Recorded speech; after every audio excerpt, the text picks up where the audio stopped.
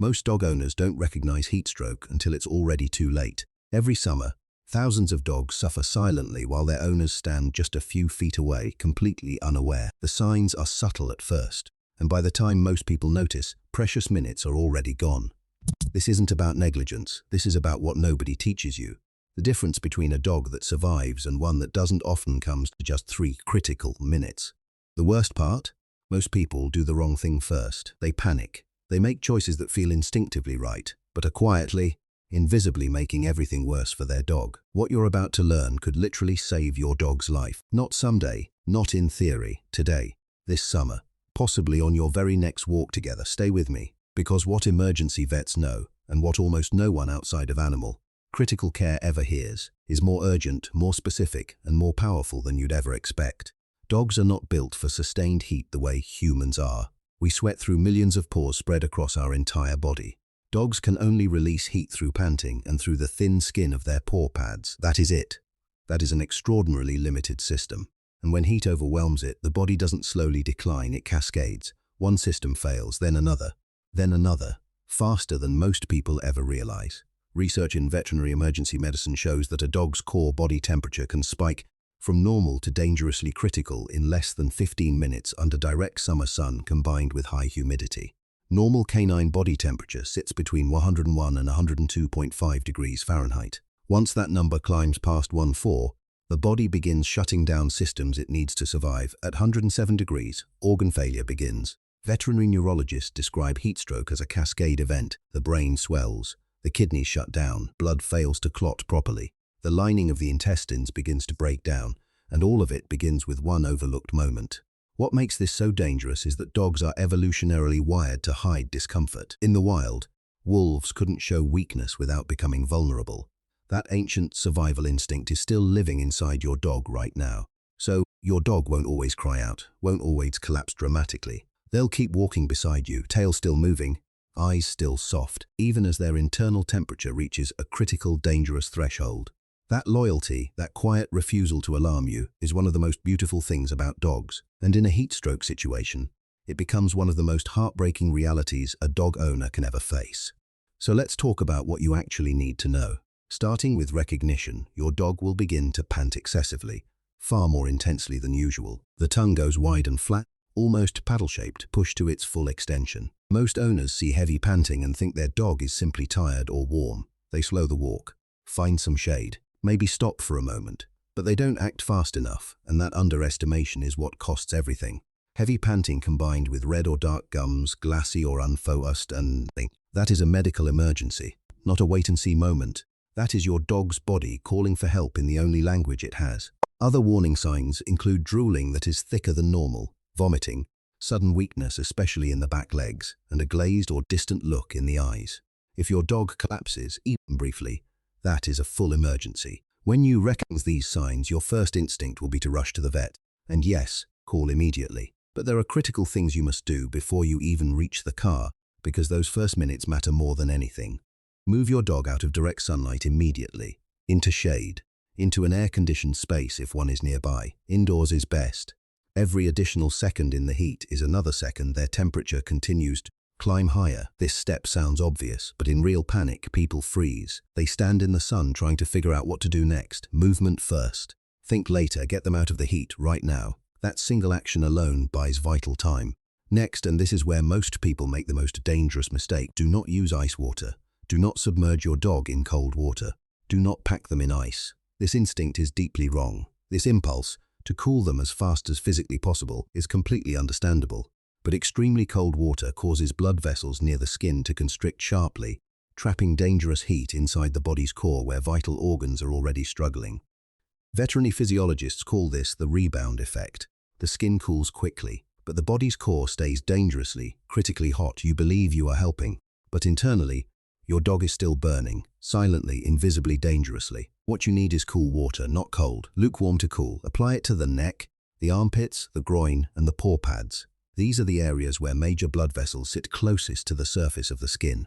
Think of it like a river system inside your dog's body. The groin and armpit areas are where the largest vessels pass closest to the outside. Cool those areas, and that cooled blood circulates inward, gently, steadily reducing the core temperature. This is exactly what emergency vet technicians are trained to do inside clinical settings. The same precise technique, the same deliberate targeting, and you can perform it right there on a sidewalk, in a parking lot, in your own backyard. While you apply cool water, fan them. Use anything within reach, a piece of cardboard, a folded shirt, your own hand. Moving air across wet skin accelerates evaporation, one of the body's most powerful natural cooling mechanisms. Do not lay a soaked towel over your dog's back and leave it sitting there. A wet towel against fur traps heat like a greenhouse. The correct rhythm is simple. Apply cool water, fan it dry, reapply, keep cycle going. If your dog is conscious and willing, offer small sips of cool water, not cold, not a full bowl at once. A dog in heat stroke can vomit, and inhaling fluid into the lungs carries its own life-threatening danger. Never force water into the mouth of an unconscious dog. If they are unresponsive, keep cooling the body externally and get to the emergency vet as fast as you can. 2 priorities only: cool externally, move fast, everything else comes after those 2. In the car, run the air conditioning at full power. Direct every vent toward your dog. Have someone call ahead to the clinic so the team can prepare the moment you arrive. That preparation saves seconds. Those seconds save lives.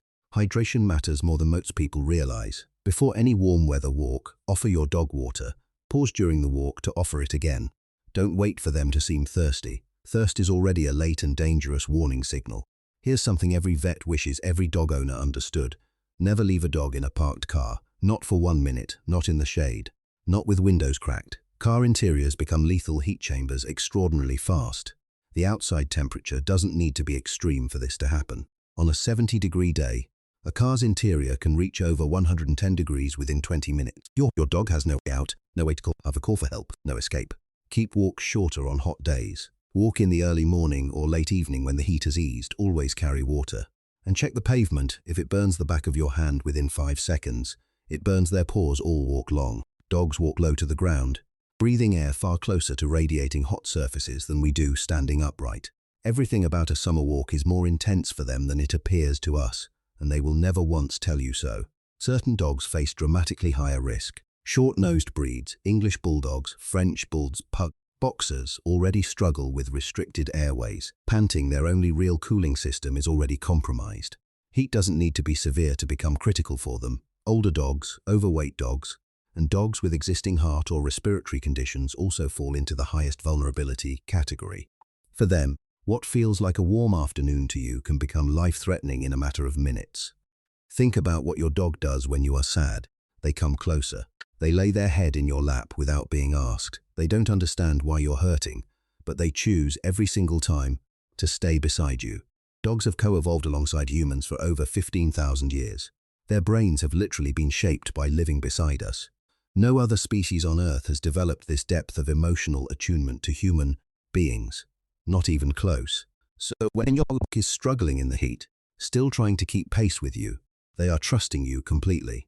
They are not panicking because they believe, without question, that you will take care of them. That trust is not a small or sentimental thing. It is 15,000 years of relationship encoded into biology. They chose you. They rely on you entirely. And in a heat stroke emergency, you are genuinely, completely their only chance. Research studying the depth of the dog-human bond has found something that stops scientists mid-sentence. When a dog gazes at their owner, both human and dog experience a measurable surge of oxytocin, the same bonding hormone released between a mother and her newborn child. This is not poetry. This is reproducible, measurable neuroscience. Your dog looks at you the way a child looks at a parent, with the same biological need for safety, the same wordless certainty that you will protect them. Knowing what to do in an emergency, acting quickly, staying calm, using the right technique rather than the instinctive wrong one, is one of the most profound expressions of that bond. It is love made practical, love made capable. Your dog has never asked you for anything except time, presence, and safety. They don't want luxury or complexity. They want to walk beside you and come home safely, every single time. That is the full scope of what they need from you. There is a lasting kind of heartbreak that comes from realizing something preventable caused suffering to a being who trusted you completely. It is one of the heaviest things a person can carry. This knowledge you now have helps protect you from that. You began watching this as a dog owner, but you're finishing it as something different. Someone who understands how fragile a dog's body truly is, and how transformative the right knowledge becomes when love alone isn't enough. Most people love their dogs deeply, but love without knowledge isn't sufficient in an emergency. Genuine love and calm, accurate knowledge together. That specific combination is what actually saves a life when every second is counting down. Your dog doesn't need you to be a veterinarian. They need you to pay attention, notice the subtle signs, and know the right response when everything inside you is screaming to do something else. And now, you do. Think about every walk you will take this summer, every warm afternoon, every moment your dog presses their nose against the car window on the way to somewhere green. You carry this knowledge with you now. That changes everything. Dogs live entirely in the present moment. They don't worry about tomorrow or carry yesterday's fear forward into today.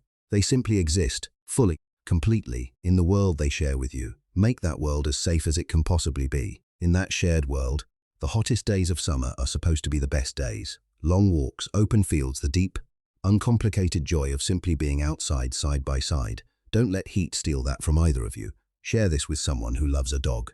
The person who needs this information the most is probably not watching right now, and you, with one simple share, can change that. That small action matters far more than it might seem. If this helped you see your dog and your responsibility to them even a little more clearly, then something real happened here. Subscribe, stay close, because next time we go even deeper into what your dog is really telling you.